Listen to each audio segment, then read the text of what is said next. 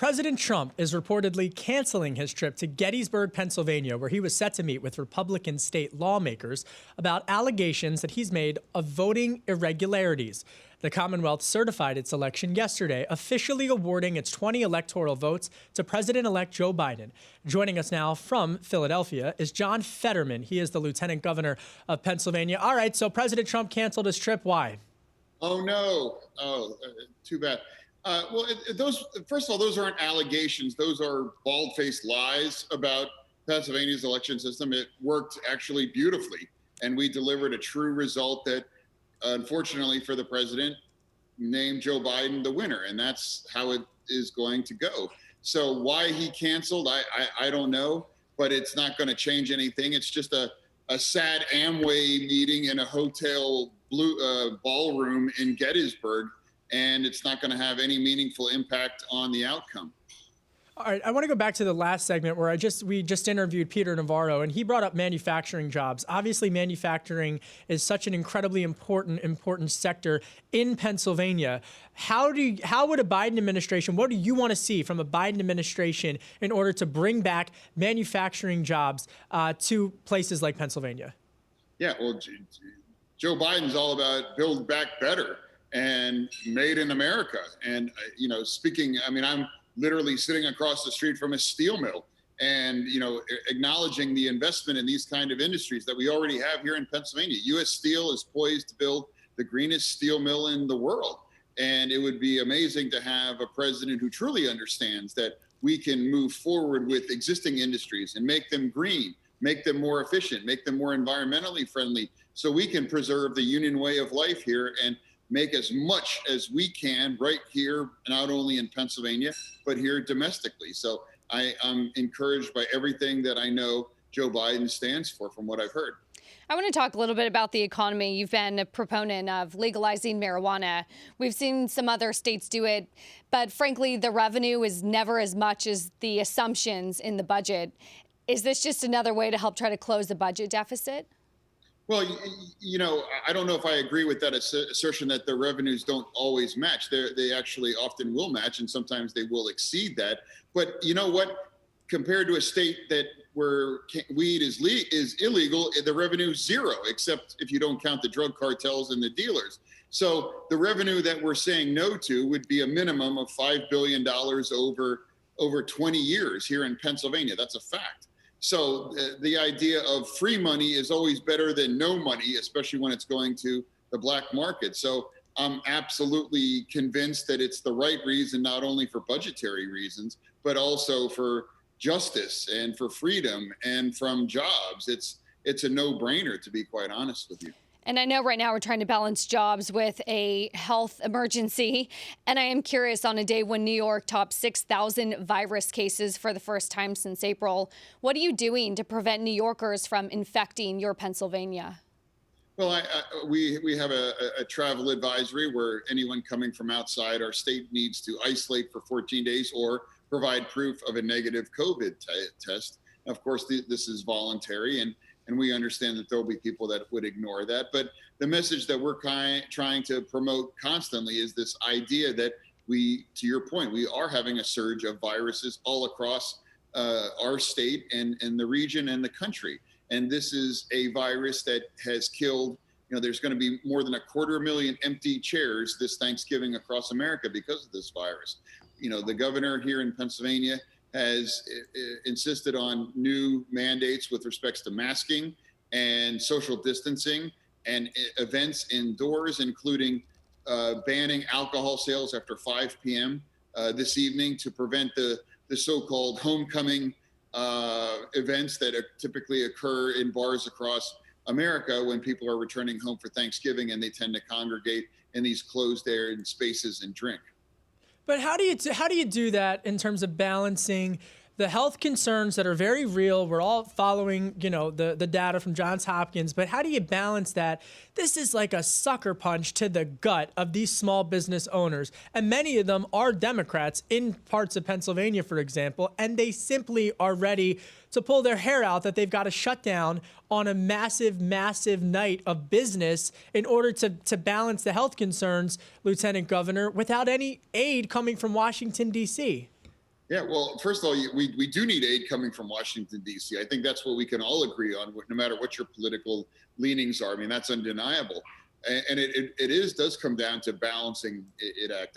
Making money by promoting closed-in event space that has demonstrated that it's a super spreader of the virus is something that's reasonable to want to curtail, quite frankly. And it's the $64,000 question, balancing lives and livelihoods. And that's what we've tried to do in Pennsylvania. This idea that we must arrest this virus and flatten the curve as we did in the spring, give people enough time to adjust, give enough chance to stockpile the PPE equipment, as well as develop a vaccine, which we do have. And I just think everyone needs to understand that you doing your own little part is really the only thing at this point that is going to slow the spread of this virus. And I don't believe, I had a veteran say that, his grandfather fought in World War II, and what's being asked of us now to not go out and drink past 5 p.m. in a restaurant. You can still dine, you just can't congregate and buy alcohol. I don't think that's too much of a stretch. As sympathetic as I am to somebody who lives above a restaurant, is that for us to make it through this awful pandemic with the least loss of life. Before you became lieutenant governor, you were the mayor of Braddock, Pennsylvania, and I want to ask you because. Well, and I want to ask you, though, specifically with regards to how small towns are being impacted, not from the economic fallout of the coronavirus pandemic. And there's been a lot of questions that you and other Democrats like you in the state of Pennsylvania have raised about how the United States should respond in the rebuilding after this in the global economy, especially with a Chinese Communist Party that's been on the rise. So what do you, again, to bring it back from a small town perspective, what do you hope the Biden administration will take away when they're dealing with Xi Jinping? Yeah, I think without a doubt, we need to embrace the industries that we have. And as I mentioned earlier in our interview, I literally am sitting across the street from the footprint of what would be the greenest steel mill in the world.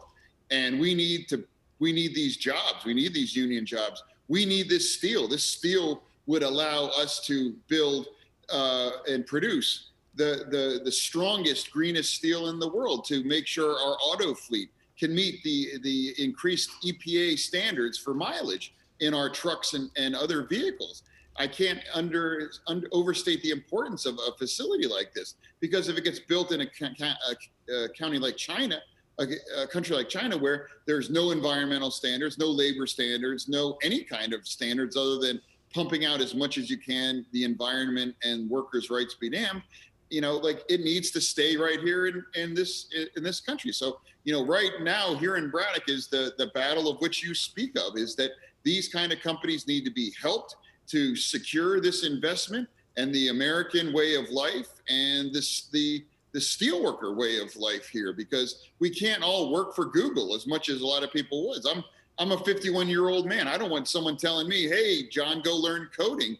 If you can't do your job again, we need to be, we need to realize that, we can't all go work at Facebook, or we can't all learn to code. And if we can do it in a way that's environmentally sound and that preserves these union family sustaining jobs, we got to do it. So what is the one single policy that will ensure that success? Well, one, recognize that China is an adversary economically, speaking for sure, and that this country still needs to make stuff.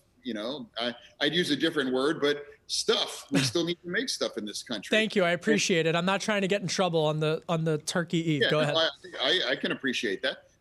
We still need to make stuff in this country, and I refer to what we have the ability to be the world leader in the manufacturing of responsible green steel right across the street in our community, and we need to double down on these kind of investments, because from a strategic standpoint, if we're all downwind globally, so to speak, from an environmental perspective, if it doesn't get made in this country with strict environmental standards, it gets made in a country that has no environmental standards, and that ultimately is going to contribute to climate change the way it would no matter where it's being produced. All right, I grew up in Delco. I got to put on my PA politics junkie cap for a second. Are you going to run for Senate or governor? Yes. All right, we'll leave it there. Right one, there. one or the other. Well, One thank or the you. other. When are you going to make the decision by? I really don't know. But I just want to remind your viewers that the Steelers are undefeated. And so, yeah, there's that. So. Oh my gosh. And you won't tell There's us not which enough one. time. We'll leave it there. I'm gonna be polite. No, but Or truly, you thank you. Truthful. Yeah, but yeah, You know, it's already a rough enough season for the Philadelphia Eagles, Taylor. See, you know, we gotta wrap this. This is gonna go off the rails. Thank you to John Fetterman, the Democratic Lieutenant Governor of Pennsylvania, and